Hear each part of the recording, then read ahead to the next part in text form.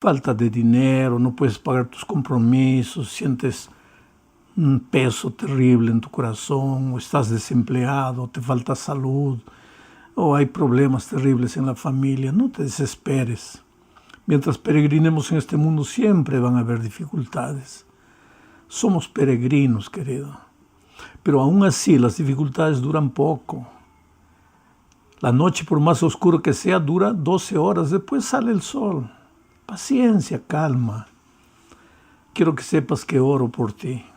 No sé quién eres, no tengo tu nombre, pero en las noches cuando me acuesto y el sueño no viene, acostado en mi cama, converso con Dios y le agradezco por tu vida y le pido por ti sin saber tu nombre.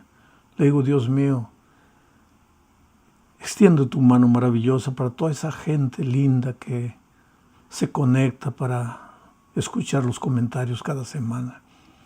No estás solo, querido. Que Dios te bendiga. Cuídate. Vamos a meditar en la lección número 4 para el 24 de julio del año 2021. El título de la lección es El costo del descanso, el precio del descanso. En otras palabras, ¿cuánto pagas por el descanso?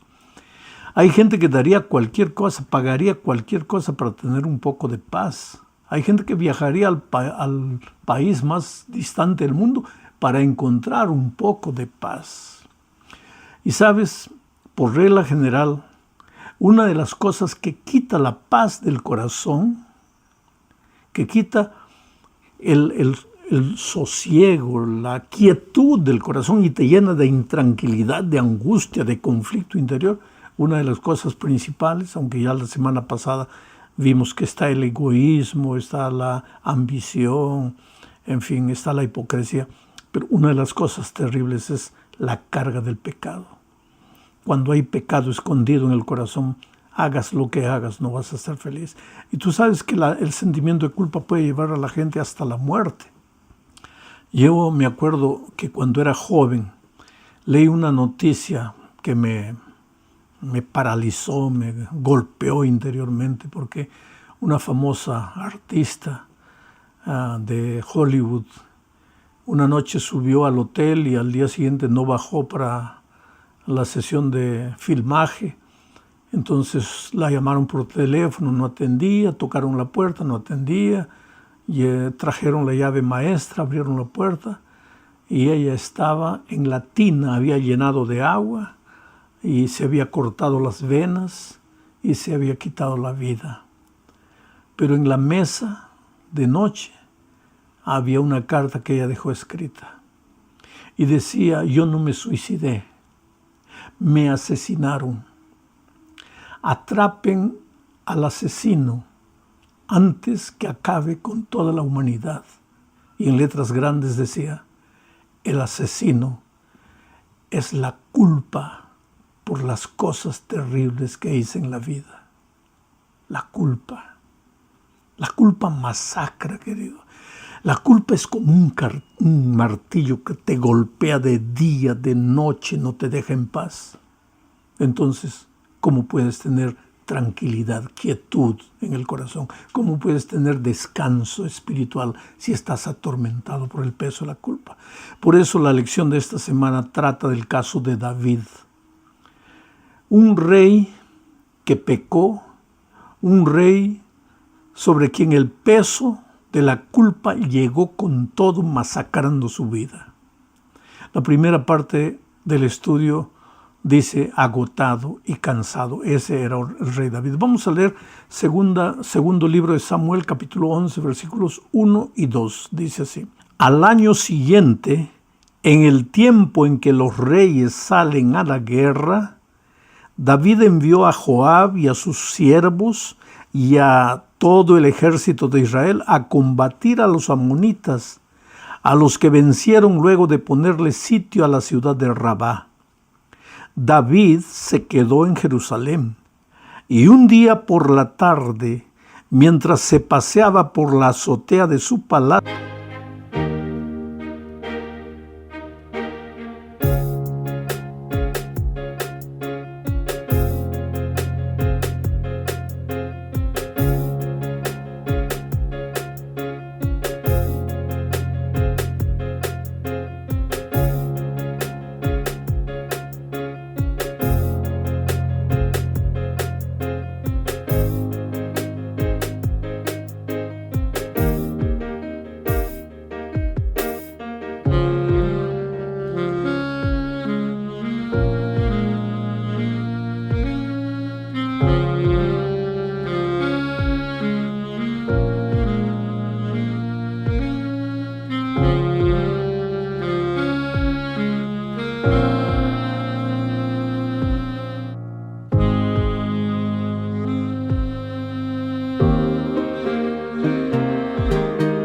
palacio después de la siesta, vio desde allí a una mujer muy hermosa que se estaba bañando. Tú conoces bien la historia de David, pero vamos a revisar algunos detalles que están relacionados con la culpa. El texto dice que en el tiempo en que los reyes salen a la guerra, los reyes no salían para la guerra en el tiempo del invierno crudo de aquellas tierras bíblicas. Eran tiempos buenos. Entonces, si un país quería guerrear contra otro, quería pelear contra otro, no mandaría a sus soldados a morir en el invierno. Mandaba sus soldados en el tiempo bueno. Bueno, había llegado el tiempo de la guerra y David mandó a su ejército a la guerra contra los amonitas y él se quedó en el palacio en Jerusalén. Pero mira que el texto dice en el tiempo en que los reyes salen a la guerra, porque los reyes acompañaban a su ejército a la guerra. Ahora, ¿por qué David mandó a sus ejércitos y se quedó? Ahí ya comienza el problema. Los problemas en la vida empiezan cuando tú no estás donde debes estar. Cuando tú debes estar en el trabajo y te quedas en la casa. Cuando tú debes estar en la escuela y estás paseando en la calle. Cuando tú debes estar cumpliendo tu deber y no lo estás haciendo. Ahí ya comienzan los problemas. Y el texto bíblico dice que después de la siesta estaba caminando en la azotea de su casa. No era un caminar por acaso. Él ya se había quedado con segundas intenciones. Por eso estaba en la azotea de la casa, porque él también sabía la hora en que la esposa del vecino se bañaba. Y el texto bíblico dice que el rey miró a una mujer hermosa que tomaba baño. Esa mujer era Betsabé, esposa de un general suyo. Pero David había mandado al general a la guerra y él se había quedado. Y ahora miró a la esposa de su general bañándose y la mandó llamar al palacio. Lógico, ¿quién podría decirle no al rey? Tú conoces la historia. David cometió un pecado terrible. No fue solamente adulterio, fue un cóctel de pecados. Porque Betsabé quedó embarazada. Y al quedar embarazada, Betsabé fue al rey y le dijo: rey, estamos en problemas, estoy embarazada y no sé qué explicación dar, porque mi esposo está en la guerra. Y si él está en la guerra, ¿cómo yo quedé embarazada? Cuando él llegue me va a preguntar: ¿cómo estás embarazada si yo estuve en la guerra? Entonces, ¿sabes lo que hizo el rey? La historia es triste, querido. Mandó traer al general de la guerra, del campo de batalla, y le dijo: ve a dormir con tu esposa. Mira, urdió un plan para engañar al esposo. Pero el general dijo: no, señor, ¿cómo voy a ir a dormir a mi casa si mis soldados están en la guerra? Diferente.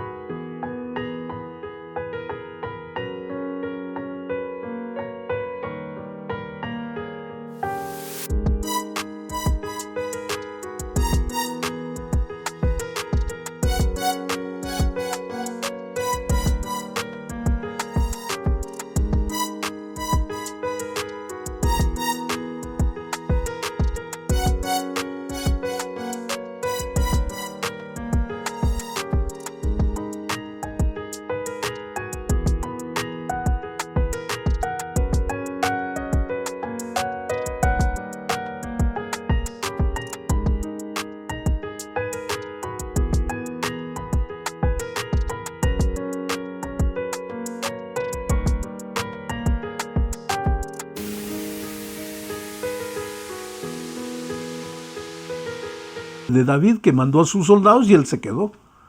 El general dijo no y quedó a dormir afuera, en el patio.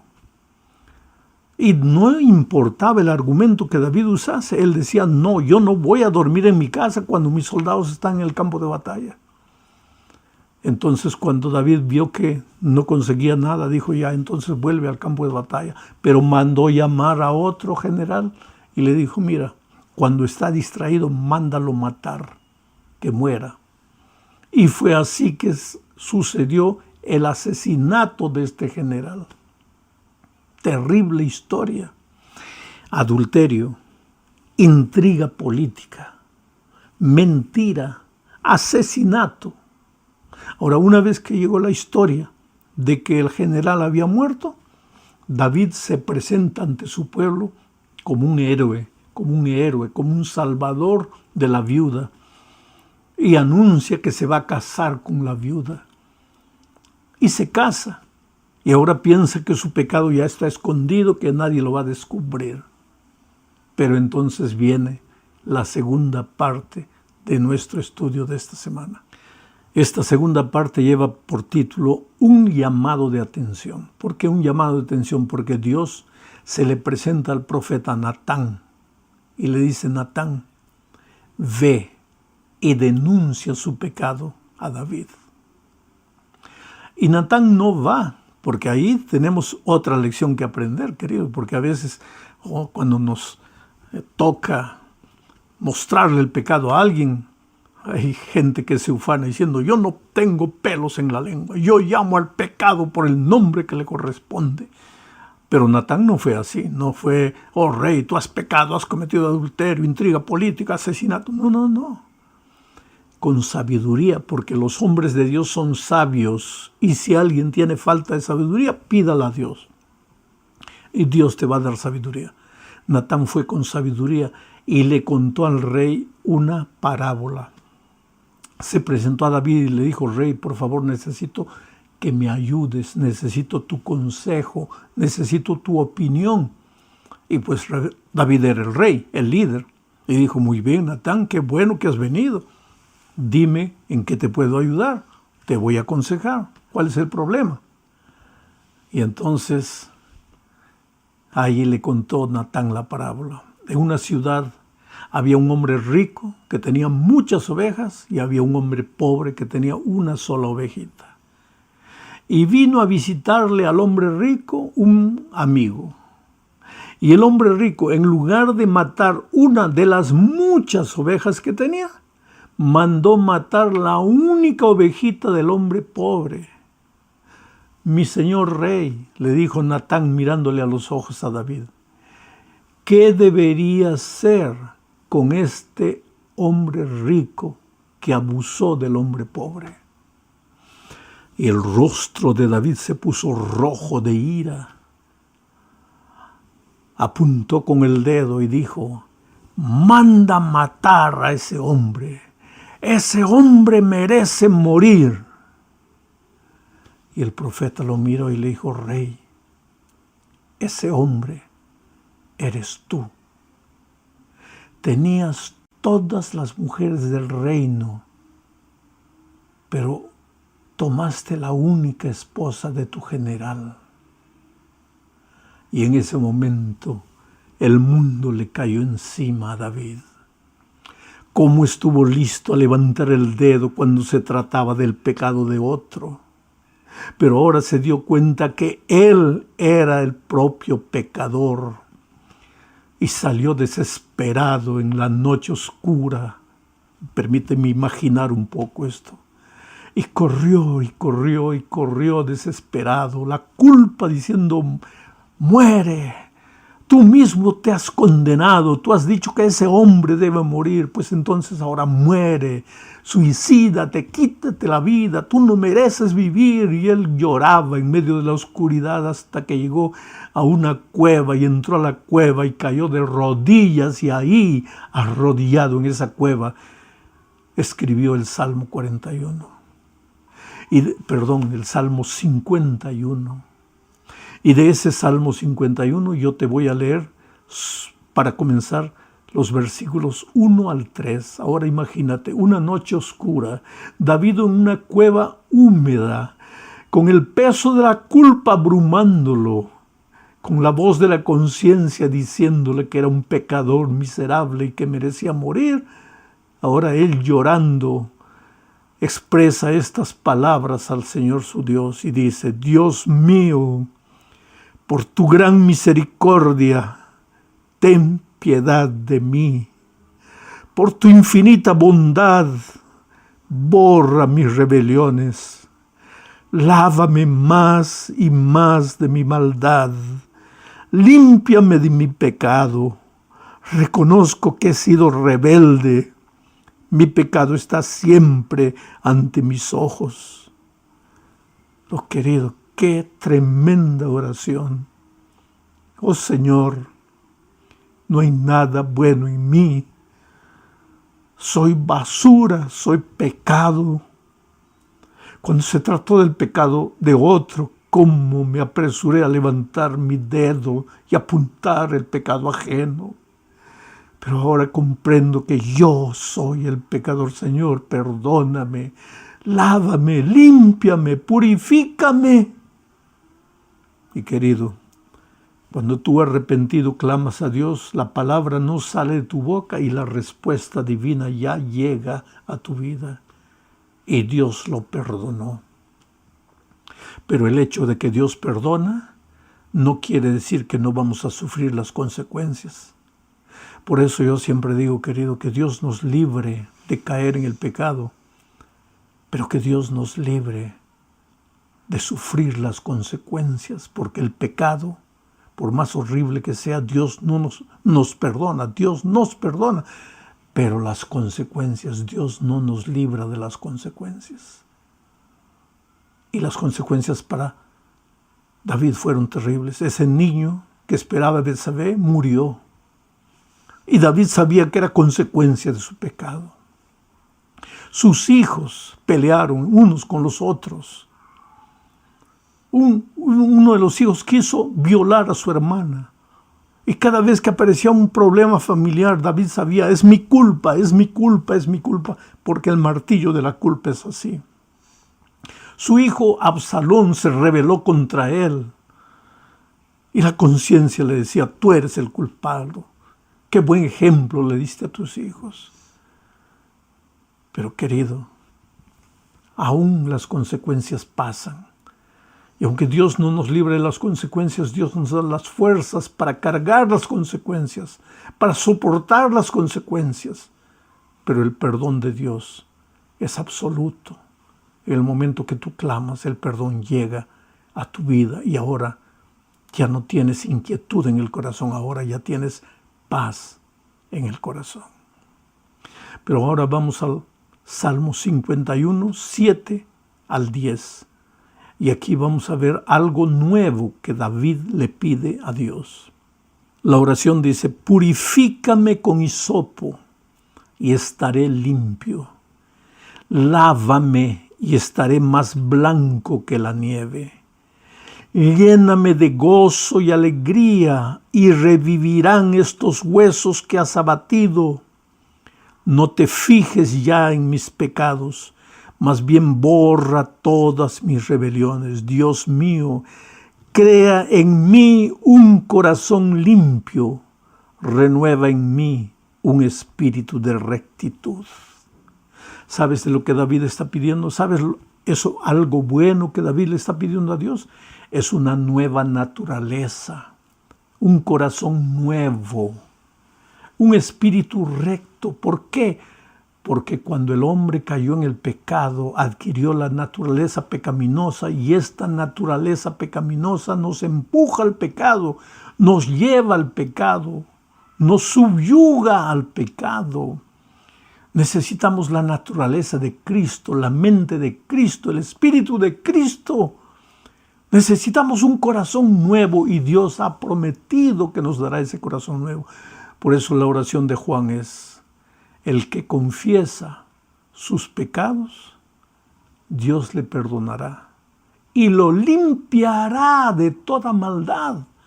Porque nosotros no necesitamos solo el perdón, necesitamos la purificación. No necesitamos solo la justificación, necesitamos la santificación. En la justificación Dios lleva sobre sí nuestros pecados, pero en la santificación Dios purifica la fuente de nuestro corazón. Trabaja con nuestro corazón nuevo, nos enseña a andar en sus caminos, porque ¿de qué valdría solamente el perdón si continuamos cayendo y cayendo y maltratándonos y maltratando a las personas y maltratando el corazón de Dios. Ahora, me impresiona la última parte de este estudio bajo el título de Reflectores de Luz. Mira la oración de David, una vez perdonado, purificado. En el versículo 13, estamos analizando el Salmo 51, él dice lo siguiente: así, una vez que me hayas purificado, así instruiré a los pecadores en tus caminos, así los pecadores se volverán a ti. Es que la vida del cristiano que ha sido perdonado y que está siendo santificada por el Espíritu no está completa hasta que ese cristiano busque a otra persona y traiga a esa persona para Cristo. Por eso el propio David clama por perdón, clama por purificación, clama por un corazón nuevo, clama por un espíritu recto, pero dice de esta manera, así, entonces yo instruiré a los pecadores en tus caminos, les enseñaré la palabra de Dios a ellos, los traeré a tus pies.